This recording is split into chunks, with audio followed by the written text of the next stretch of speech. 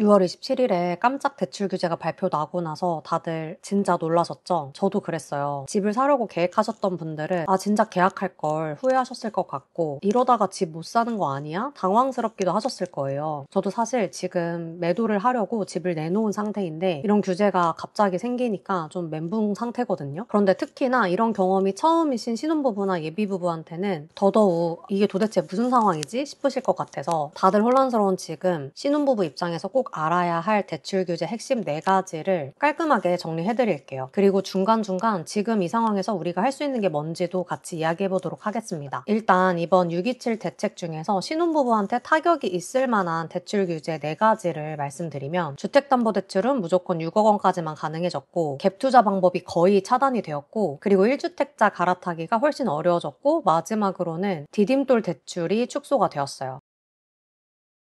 기존에는 집을 매수할 때 LTV랑 DSR 이 2가지를 보고 대출을 해줬는데 7월부터는 스트레스 DSR 3단계가 시행이 될 예정이어서 대출 가능한 금액이 줄어들기 전에 빨리 집을 사야겠다 이런 수요가 많았었어요. 그런데 여기에 정권까지 바뀌게 되면서 이러다가 집값 더 오르겠는데? 이런 불안감 때문에 부동산이 과열이 되기 시작했습니다. 그래서 규제가 나오게 된 건데 원래는 생애 최초 대출의 경우에는 LTV 80%까지도 나왔고 강남 3구나 용산구가 아니면 70%까지도 대출이 가능했거든요. 그런데 이제는 고가 아파트든 저가 아파트든 주택담보대출은 6억 원까지만 나오게 되었어요. 그러니까 서울에 20억짜리 아파트를 사도 현금 14억이 필요해졌고 경기도에 10억짜리 아파트를 사더라도 내 돈 4억은 필요해지게 되었습니다. 보통은 대출을 껴서 6억에서 한 9억 정도 하는 아파트를 알아보는 신혼부부가 많았을 것 같은데 만약에 9억 원 아파트를 매수할 계획이었다면 DSR 한도가 된다는 가정하에 예전에는 대출이 7억 원까지도 나왔겠지만 지금은 6억까지만 가능하고 나머지 1억은 현금으로 채워야 되는 상황이에요. 그래도 이 정도 가격이면 타격이 덜 하고요. 만약에 우리 부부가 영끌을 해서 뭐 한 12억 이상의 아파트를 생각을 하고 있었다라고 한다면 기존에는 8억, 9억 정도도 대출이 가능했지만 지금은 6억까지만 대출이 나오니까 한마디로 현금 6억이 없으면 그냥 12억짜리 집은 살 수 없게 된 거예요. 그런데 부모님 도움도 없이 현금을 6억이나 가지고 있는 신혼부부가 과연 몇이나 될까 싶긴 합니다. 더 큰 문제는 실제로 대출이 가능한 금액이 더 줄어든다는 건데요. 안 그래도 7월부터 스트레스 DSR 3단계가 시행이 되기 때문에 대출 가능한 금액이 줄었는데 이번 대출 규제로 인해서 주택담보대출 만기가 40년에서 30년으로 줄어들었어요. 그래서 최대 6억 원까지는 주택담보대출을 해준다고는 하지만 실제로 빌릴 수 있는 돈은 더 적을 거예요. 그리고 보통 집을 살 때 모자란 돈은 신용대출로 충당을 많이 했는데 신용대출 한도도 연소득 이내로 줄어드는 바람에 끌어다 쓸 수 있는 돈 자체가 많이 줄어들었어요. 그렇다 보니까 대출 규제 이후에는 저가 아파트로 매수세가 몰려서 가격이 오를 거라는 예측도 나오고 있는 상황이고 실제로 10억 미만 아파트는 매수 문의가 여전히 많다고 합니다. 여기까지 들으신 분들은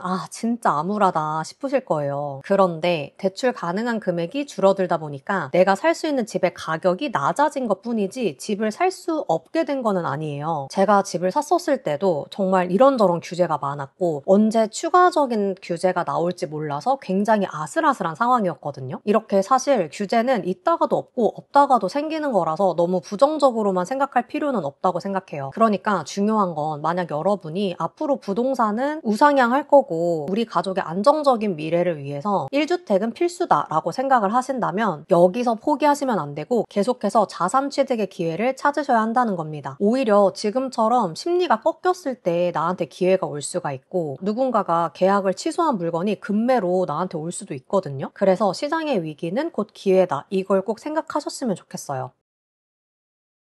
작년까지만 하더라도 똘똘한 한 채 실거주를 하려고 하는 사람들이 많았는데 올해부터는 갭 투자 물건도 시장에 많이 나오기 시작을 했어요. 그런데 사실상 지금 갭 투자를 할 수 있는 방법이 거의 막혔습니다. 갭 투자는 집을 사서 그 집에 들어가서 실거주를 하는 게 아니라 내가 세입자를 들이거나 이미 전세입자가 있는 집을 매수를 하는 방법을 말을 해요. 그렇다 보니까 집값은 계속 오르는데 자금 상황이나 직주 근접 조건이 맞지 않아서 일단 전세 끼고 한 채라도 사놓자 이렇게 생각하시는 신혼 신혼부부들이 많았거든요. 그런데 이제는 거의 그게 불가능해진 거죠. 왜 그렇게 됐냐면 첫 번째, 소유권 이전 조건부 전세대출이 막혔기 때문이에요. 소유권 이전 조건부 전세대출? 이게 뭐냐 싶으실 텐데 한마디로 전세대출을 받을 때의 집주인이랑 전세대출이 실제로 실행이 되는 날의 집주인이 바뀌는 거예요. 예를 들어서 제가 오늘 마음에 드는 집을 매수 계약을 하고 세입자를 구해서 그 세입자가 2달 뒤에 이사를 들어올 거라고 가정을 해볼게요. 그러면 그 세입자는 내가 여태까지 모았던 돈에다가 은행에서 전세대출을 받아서 그 집에 이사를 들어오려고 하겠죠. 그런데 문제는 여기서 생기게 됩니다. 세입자가 이사 전, 그러니까 잔금일 전에 은행에 가서 전세대출 계약서를 쓰고 잔금일 당일 오전에 전세대출이 실제로 실행이 될 텐데 은행에서 전세대출 계약서를 쓸 때는 그 집의 소유자가 아직은 제가 아니라 매도자이고 전세대출이 실제로 실행이 되는 날이 되어서야 소유자가 제가 되는 거예요. 이렇게 대출 전후에 소유자가 바뀌는 거, 소유권이 이전이 되는 조건으로 해주는 전세대출. 이게 딱 막히다 보니까 갭 투자를 할 때는 대출 없이 전세금을 낼 수 있는 세입자를 구해야 하는 상황이 생긴 거죠. 그런데 이런 세입자가 구해질지 안 구해질지도 모르는 상황에서 무리하게 갭 투자를 진행하는 사람이 많지는 않을 거예요. 그리고 또 다른 문제는 6월 28일부터 세입자 임차보증금 반환 목적의 대출이 1억 원까지만 가능해졌어요. 이건 또 무슨 말이냐 하면 기존에는 갭 투자로 일단 집을 사놓고 한 1년 정도 뒤에 그 집에 들어갈 때 주택담보대출을 받아서 세입자한테 보증금을 돌려주고 내가 실제로 들어가서 살 수 있었는데 이제는 이런 경우에는 주택담보대출을 해주지 않을 거고 정 필요하면 세입자 임차보증금 반환 목적으로 1억 원까지는 빌려주겠다 이런 의미예요. 즉 10억짜리 집에 전세가 5억이면 1억 원은 대출을 해주지만 나머지 4억 원은 제가 그동안 모았던 돈이나 뭐 친구, 지인, 가족 이 돈을 다 합쳐서 세입자한테 돌려줘야 그 집에 실제로 제가 들어가서 살 수 있게 된 거예요. 근데 이게 진짜 이상하죠. 내가 내 집에 들어가서 살겠다는데 주택담보대출을 해주지 않고 1억 원까지만 빌려주겠다. 저도 이게 진짜 이해가 안 갔거든요. 그런데 정부의 메시지는 결국 집을 살 거면 6억 원까지는 대출을 해줄게. 그리고 그 집에 6개월 이내에 들어가서 실제로 살아. 그게 아니라 미리 집을 사놓으려고 한다거나 세입자의 보증금을 활용해서 투자를 하려고 하는 건 안 돼. 이겁니다. 자, 그렇다면 우리는 갭 투자가 불가해졌다고 하니까 그냥 포기하자. 역시 또 부의 사다리가 끊겼구나. 이렇게 생각을 해야 될까요? 엄밀히 말하면 갭 투자가 100% 막힌 거는 아니에요. 2가지 정도 대안이 있기는 한데 이걸 제가 추천한다는 건 아니고 이런 방법도 있다는 걸 공유를 드려볼게요. 첫 번째는 세입자가 제가 아니라 매도자랑 전세 계약을 맺는 거예요. 지금 소유권 이전 조건부 전세대출이 불가하잖아요. 그래서 일단 매도인이 제가 구한 전세입자랑 전세 계약을 맺고 임차인은 그 계약서를 들고 가서 은행에서 전세대출을 받습니다. 그리고 전세대출이 실행이 된 다음에 제가 매도인이랑 매매 계약을 맺는 거예요. 이렇게 하면 임차인은 대출을 받을 수 있고 저도 등기를 넘겨받을 수 있게 되는 거죠. 두 번째는 아예 세입자가 있는 집을 매수를 하는 거예요. 집을 사서 세입자를 구하면 전세대출이 나오지를 않으니까 이미 세입자가 살고 있는 집을 매수하는 방법도 있어요. 아마도 요즘 같은 분위기에는 새낀 집, 새 안고 이런 매물이 더 인기가 많을 거라고 생각을 합니다. 그런데 여기서 주의할 점은 이렇게 집을 사면 전세계약 만기가 되었을 때 제가 실제로 실거주를 하려고 그 집에 들어간다고 해도 대출이 1억 원까지밖에 안 나오고 그래서 돈이 모자라는 경우라면 내 집인데 들어가서 살지는 못하고 계속 세입자를 받아야 되는 거예요. 그래서 이것도 리스크는 있어요. 정리를 해보면 이번 규제로 인해서 갭 투자로 일단 집을 사놓는 전략은 과거에 비해서 어려워졌고 리스크도 커졌다. 하지만 대안은 있고 만약에 나는 그 집에 실거주를 할 생각이 없다. 이런 신혼부부라면 규제가 완화될 거라는 가정하에 갭 투자를 하고 세입자를 계속 들이는 방법을 활용을 해볼 수는 있다. 이 정도로 정리를 해볼 수 있을 것 같아요.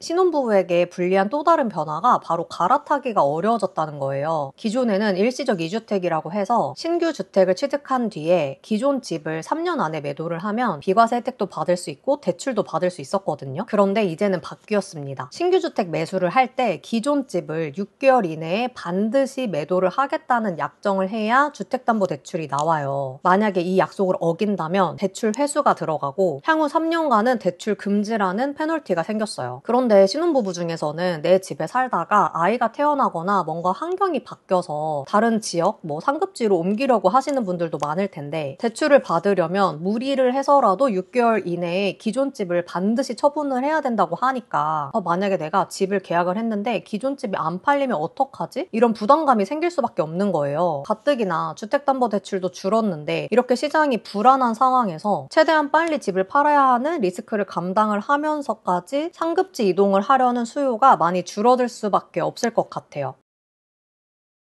마지막으로 신혼부부나 신생아가 있는 가구에 제공이 되던 디딤돌 대출의 한도도 줄었어요. 기존에는 신혼부부는 최대 4억 원, 신생아가 있는 가정은 최대 5억 원까지 저금리로 빌릴 수 있는 방법이 있었는데 이게 각각 3억 2천만 원, 4억 원 정도로 한도가 8천만 원에서 1억 원 정도 줄어든 거예요. 근데 저는 개인적으로 이런 정책 대출까지 한도가 줄었다는 게 좀 아쉽기는 해요. 물론 대출 총량을 관리해야 된다는 명분은 있지만 디딤돌 대출은 금리도 저렴하고 정부 지원 상품이다 보니까 많은 신혼부부들이 의지를 많이 했던 방법인데 대출 한도가 약 1억 원 정도 줄어들면서 디딤돌 대출을 활용해서 살 수 있는 집의 범위도 줄어들게 되었어요. 지금까지 말씀드렸던 내용을 정리를 해보면 주택담보대출은 6억 원까지만 가능하고 갭투자가 100% 막힌 건 아니지만 거의 막힌 상황이고 그리고 갈아타기가 어려워졌고 디딤돌 대출 한도도 줄어들었다. 이렇게 4가지 변화가 있습니다. 어떠세요? 여기까지 보신 분들은 좀 막막하시죠? 그런데 제가 항상 말씀드리지만 그래서 지금 내 상황에서 할 수 있는 최선의 방법이 뭐냐 이거를 꼭 생각을 해보셨으면 좋겠어요. 우선 내가 6억 원의 대출을 받을 수 있다면 어떤 집을 살 수 있는지 한번 계산을 해보세요. 수도권에서는 비규제 지역이면 LTV가 70%까지 나오고 규제 지역이면 50%까지 나오거든요. DSR까지 다 계산을 해서 내가 최대로 살 수 있는 집의 가격이 어느 정도인지를 확인을 해보시고 돈이 부족하면 사내대출이나 부모님한테 빌릴 수 있는지도 다 알아보셔야 해요. 저라면 우리 부부가 살 수 있는 아파트 가격이 어느 정도인지를 먼저 계산을 한 다음에 그 가격에서 1억 정도 비싼 아파트를 계속 보고 다닐 것 같아요. 왜냐면 누군가는 급해서 집을 내놓는 사람이 있을 거고 급매가 나오면 그걸 바로 알아채고 계약을 할 수 있도록요. 그리고 청약에도 관심을 계속 가지셨으면 좋겠어요. 지금 분양권의 경우에는 중도금 대출은 대출 규제에 포함이 안 되고 잔금 대출만 포함이 되는데 지금 만약에 분양을 받으면 잔금 대출을 할 때까지는 2년 정도의 시간이 있잖아요. 그렇게 시간을 일단 벌어두고 그 안에 열심히 현금을 모을 수도 있고 또 규제가 어떻게 바뀔지는 모르는 거니까. 그리고 청약은 신혼부부랑 신생아 특별공급의 기회가 있으니까 특히